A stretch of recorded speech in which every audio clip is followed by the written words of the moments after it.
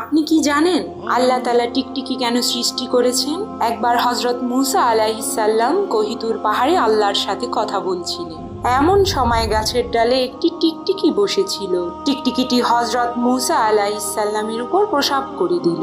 মুসা আলাইহিস সালাম তখন অনেক রেগে গেলেন এবং আল্লাহকে প্রশ্ন করলেন, হে আমার রব, আপনি টিকটিকি কেন সৃষ্টি করলেন? এই টিকটিকি তো মানুষের কোনো উপকারে আসেই না। অতঃপর মহান রাব্বুল আলামিন বললেন, হে মুসা, কিছুদিন আগে টিকটিকিটাও আমাকে একই প্রশ্ন করেছিল। হে আমার রব, আপনি মুসাকে কেন বানিয়েছেন? তিনি তো আমার কোনো কাজেই আসে না এবং সে আমাকে আপনার কোনো কথা শোনায়ও না। এটা শুনে হযরত মুসা আলাইহিস সালাম ভেতরে ভেতরে অনেক লজ্জিত হলেন। তখন আল্লাহ তাআলা বললেন, মুসা, আমি উদ্দেশ্য ছাড়া কোনো কিছুই দুনিয়াতে সৃষ্টি করিনি। আমার প্রত্যেকটা সৃষ্টির পেছনে কোনো না কোনো উদ্দেশ্য রয়েছে। সুবহানাল্লাহ।